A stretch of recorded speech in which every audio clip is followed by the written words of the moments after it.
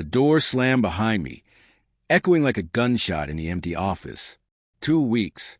That's all I had left before the $2 million commission landed in my account. 2 weeks, and my boss, my so-called mentor, decided to throw me out like garbage. I stared at the pink slip in my hand, heart pounding, vision narrowing. I felt a cold, burning rage that turned my blood to fire. This wasn't just about losing a job. This was betrayal, personal, and I swore in that moment he was going to pay. I didn't cry. I didn't scream. I walked out like I had been punched in the gut, but swallowed the pain. Every fiber of my body was buzzing, electric with a single thought: revenge. 2 weeks. Plenty of time to turn his empire into ashes and claim what was mine. First, I dug. Every detail I could find about him, about the company, about every person he trusted blindly. Financial reports, contracts, private emails, everything. I became invisible, a ghost sliding through digital cracks he didn't even know existed. And then I hit the jackpot. A loophole in a deal he'd been hiding from a board, one that could ruin the company if exposed. But I didn't move fast. I waited carefully, like a lion circling its prey.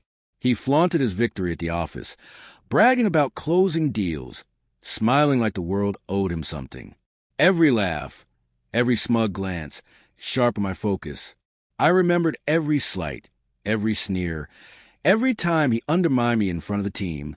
And I remembered one thing most clearly. He underestimated me. The plan had to be perfect.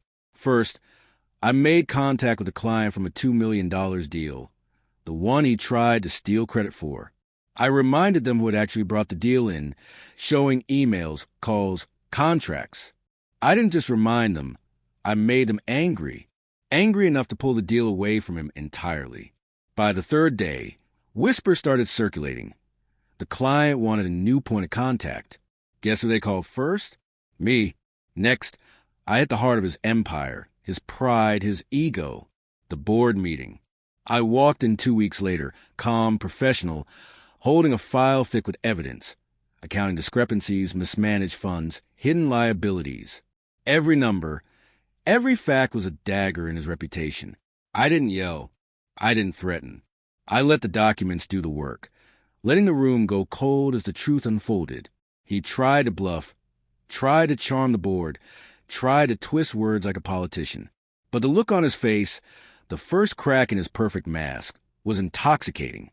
It was all unraveling, and I smiled just a little as I watched him crumble. The man who had thought he could crush me like an ant had no idea I had been preparing for this moment for years. Finally, the coup de grace. The client signed the deal, $2 million, routed through my account this time. Not a single cent touched by him. I watched him realize that not only had he lost his commission, but he had also lost face in front of everyone who mattered. His empire wasn't destroyed completely, but it had a huge dent, one I'd made with precision. I left the office that day without a word. No celebration, no gloating. Revenge isn't about noise. It's about satisfaction. It's about the quiet moment when you watch someone who thought they had all the power realize that power was an illusion, that it could be taken. And I took it piece by piece, 2 weeks at a time. Weeks later, I got the call I'd been waiting for. The company had started an internal audit, and he was on thin ice. My client thanked me personally, not just for closing the deal, but for saving them from a man who would have drained them dry. The $2 million? Mine every cent. But the real victory wasn't the money. It was a look on his face, the realization that underestimating someone can be fatal. And as I sat in my new office, watching the sun set over the city skyline, I knew one truth above all else. Betrayal can ignite a fire, and when it does, nothing can stop it. I had been fired, yes, but in those 2 weeks, I had become untouchable. I had become unstoppable. And if anyone ever doubted me again, they would learn the same lesson he had, the hard way,